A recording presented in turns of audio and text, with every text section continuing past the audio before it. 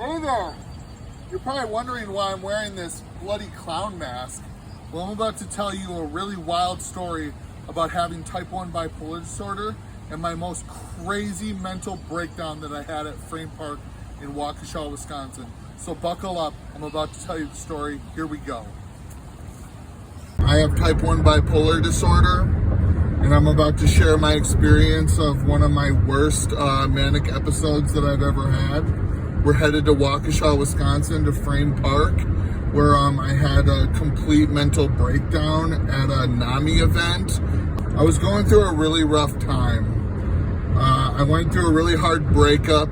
I got kicked out of improv. I got a tumor in my throat, had a nervous breakdown, and ended up in a mental hospital. And then after that, my dog died. My beloved Greyhound Sugar passed away. Back-to-back heartaches. I just started really deteriorating mentally. I used to go to a NAMI meeting. Someone pulled me in the hallway and said, hey, we'd like you not to share anymore about, like what you're going through. And I'm like, I thought this was a support group. Like, this is NAMI. I thought we could share anything. And they said, yeah, you're kind of making people uncomfortable though. I mean, that's how dark of a time I was going through. I wasn't going to let that deter me, and I wasn't going to share like my deep, darkest thoughts of what I was going through. I mentioned about missing a couple improv shows because of my mental illness, and she made some snarky comments saying that I shouldn't have missed it. I'm not going to name names. I let it start boiling and festering. I started smoking like a ton of marijuana. I know I'm going to get negative comments in the comments about marijuana and mental illness, but I started like short-circuiting because of my mental illness and smoking marijuana very heavily. Complete utter psychosis. I decided one night, I was up all night smoking, and I decided that I was going to show up to the NAMI walk. The NAMI walk is a fundraiser here. I think they have NAMI walks like all over the country, but I was going to show up and I was going to set that person straight. So I stayed up all night in my garage smoking marijuana. I was in my attic in my garage just smoking my brains out in like a complete like blackout. Like the lights were on, but no one was home. The deepest, darkest thoughts that like anyone could possibly have. And my girlfriend at the time was overnight with me, and I read online, I'm like, oh my God, there's a NAMI walk. So I decided that I was going to crash the NAMI walk in bloody rags and a bloody clown mask. So I stopped at this intersection here, and I saw a bumper sticker that said NAMI.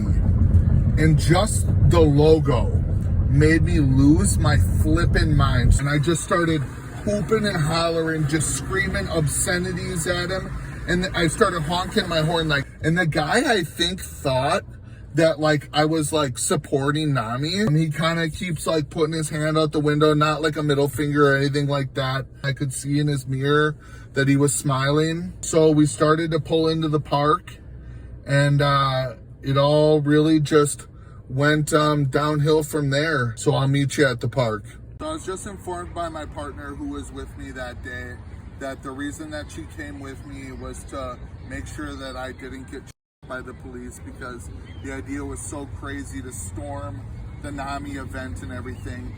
This is about where we park. There were booths set up like for mental illness support and like, addiction support. And I thought in my psychosis that I should show up looking like I was drenched in blood. I was in a long sleeve shirt that had blood splattered all over it that I had made. That's right, I had a machete too. A fake bloody machete, but I had a bloody machete. I kind of got ready. I got my bloody machete here, and I put on my bloody rags, put my mask on, and I walked over. Follow me for the next part.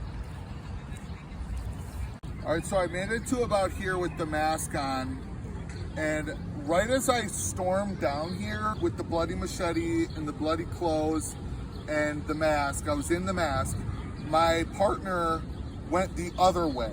And she just started, there's like a botanical garden over here, and she just went the other way because she was so mad. So I made it to about here. The director of the Southeastern Wisconsin chapter of NAMI, she said, hey, you wearing that mask is gonna cause stigma. And I don't remember exactly what I said, but I started screaming and flailing my arms and like really shouting. She did not miss a beat. She's the coolest woman in the world. She turned in 1 second without even breathing and said, call 911. Call 911 immediately. I went to the middle and I just started freaking screaming. I took off my mask and I said, I am having a nervous breakdown. At one point I said, what?